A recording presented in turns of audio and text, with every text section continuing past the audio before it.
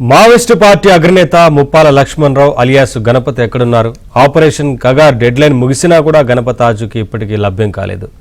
Operation కగార్తో ఆయన 4 దశాబ్దాల వనవాసం వీడుతారని, స్వగ్రామానికి వస్తారని బీర్పూర్ గ్రామస్తులు భావించారు.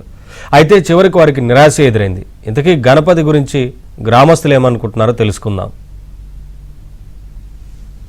Maoist party master brain Muppala Lakshmanarao alias Ganapathi ఎక్కడ ఉన్నారు?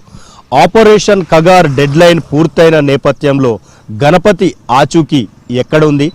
ఇంటెలిజెన్స్కి కూడా చిక్కకుండా గణపతి విదేశాల్లో ఉన్నారా? గణపతి స్వగ్రామం బీర్పూర్లో ఆయన గురించి ఏమనుకుంటున్నారు? ఒకప్పుడు తుపాకుల మోతతో దద్దరిల్లిన బీర్పూర్, సారంగపూర్ అటవీ ప్రాంతాల గ్రామాలు ఇప్పుడు ఎలా ఉన్నాయి? ఆపరేషన్ కగార్ పూర్తయిన నేపథ్యంలో గణపతి స్వగ్రామం బీర్పూర్కు ఏబిఎన్ ఆంధ్రజ్యోతి చేరుకుంది.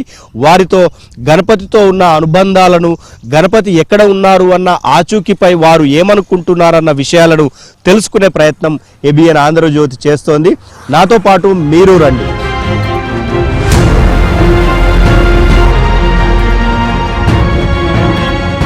Maoist party master mind Muppalla Lakshmanarao alias Ganapathi స్వగ్రామం బీర్పూర్. 1982లో బీర్పూర్ గ్రామానికి చివరిసారిగా వచ్చిన గణపతి ఆ తర్వాత ఎవరికీ కనబడలేదు. 1986లో ఒకసారి గ్రామానికి వచ్చి వెళ్లినట్లు చెబుతున్నారు. అయితే పీపుల్స్ వార్ నక్సలైట్ ఉద్యమం మావోయిస్టు పార్టీగా రూపాంతరం చెందిన తర్వాత ప్రధాన కార్యదర్శిగా గణపతి కొనసాగారు. మావోయిస్టు పార్టీ కార్యకలాపాల్ని అంతర్జాతీయ స్థాయిలో విస్తరించడంలో గణపతి కీలక పాత్ర పోషించారు. ఆపరేషన్ కగార్ డెడ్లైన్ లోపు గణపతి లొంగిపోతారని ఎదురుచూసిన బీర్పూర్ గ్రామస్తులకు ఇప్పటికీ నిరాశ తప్పడం లేదు.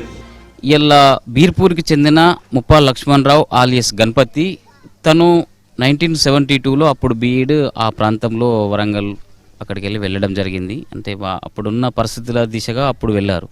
అప్పుడున్న వెట్టి చాకిరీ కానీ, తర్వాత మహిళల అఘాయిత్యాలు, వివిధ రకాలుగా భూస్వాములు, పెత్తందారుల వ్యవస్థ చూసి ఆ రోజు వెళ్ళడం జరిగిందని నేను అనుకుంటున్నాను.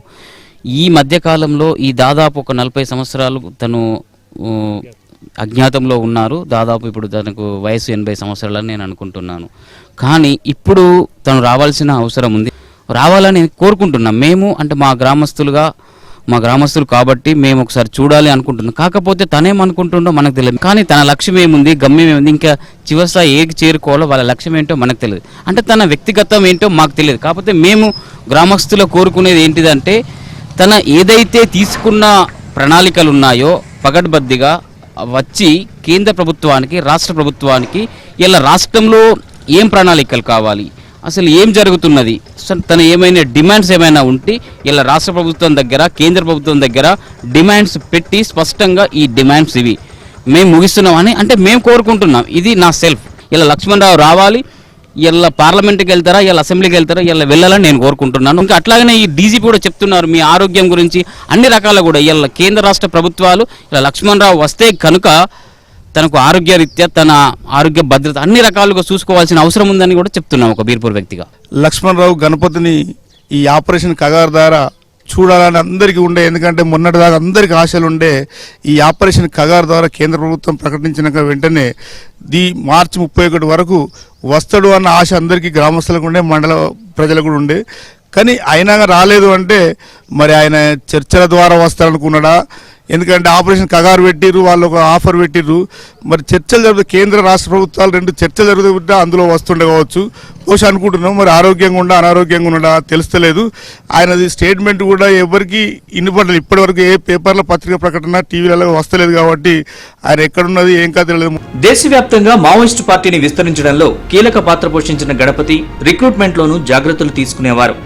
అయితే సహజంగానే గణపతి స్వగ్రామం నుంచి యువత మావోయిస్టు పార్టీ వైపు ఆకర్షితులయ్యారు.